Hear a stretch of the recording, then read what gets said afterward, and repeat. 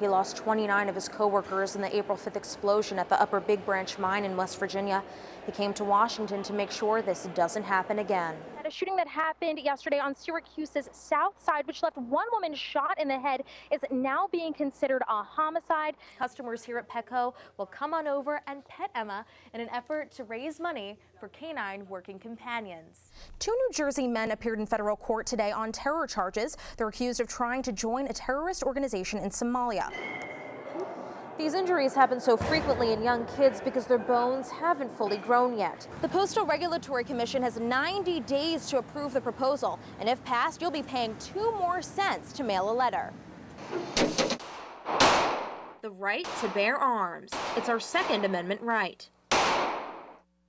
Recently, the Supreme Court expanded those rights in states and local governments. But what does this mean for the tri-state area?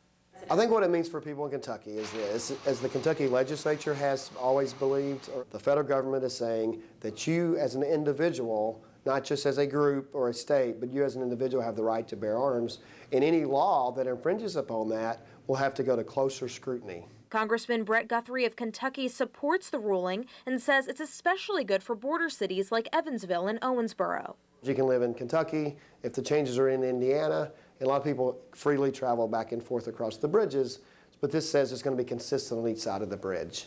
While gun supporters claim victory, gun control advocates say they're happy states can still enforce what they call common sense gun laws. But they say certain states need to tighten up.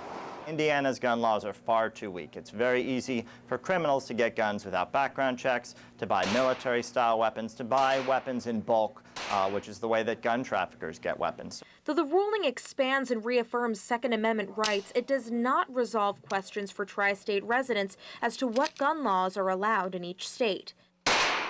In Washington, Sara Sultanik, Fox 7 News. The beautiful classical music of the Air Force Strings.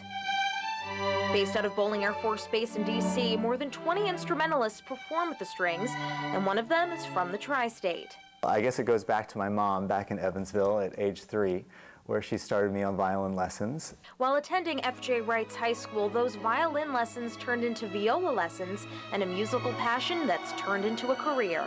We just had an amazing musical education in those programs through the EVSC that provided us a foundation that I was able to build on in music school. After college, Bunner auditioned for the Air Force Strings and got the job. The Air Force Strings have 10 performances in their summer concert series at the Air Force Memorial and here at the U.S. Capitol. I've lived in D.C. for 11 years, and I love to go back to Evansville, but every time I come back to D.C., I feel like I'm in the Emerald City.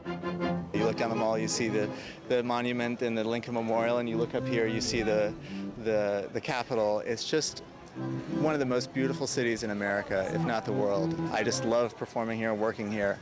It's really been a great ride. Master Sergeant Bunner says it's the ride of a lifetime, but his one wish for the Air Force Strings to perform back home in Evansville. In Washington, Sara Sultanik, Fox 7 News. At a shooting that happened yesterday on Syracuse's south side, which left one woman shot in the head, is now being considered a homicide. Cannellan says 25-year-old Morgan McMahon is still in grave condition at University Hospital, and police say the outlook is grim. Now, police couldn't give us any information as to where they believed she was shot. However, we do know that police were looking around a discount mart at Midland and West Colvin Streets.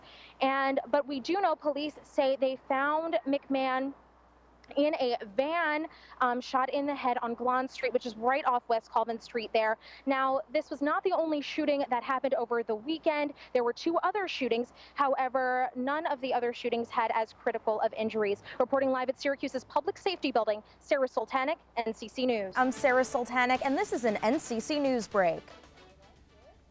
New York State dairy farmers are threatening to strike in the upcoming days. The number of outstanding warrants in Onondaga County has been reduced due to the success of Operation Safe Surrender that took place this past weekend. The warmer weather means it's time to dust off those barbecues and grills because summer is right around the corner.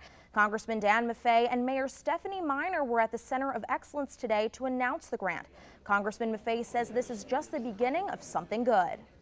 The green policies lead to green technologies. Well, the Flyers, we send to get back to Chicago for Game 7. Well, I'm from Philadelphia, so y'all know I'm rooting for the Flyers. And that's your NCC News Break. I'm Sara Sultanik. Have a great day.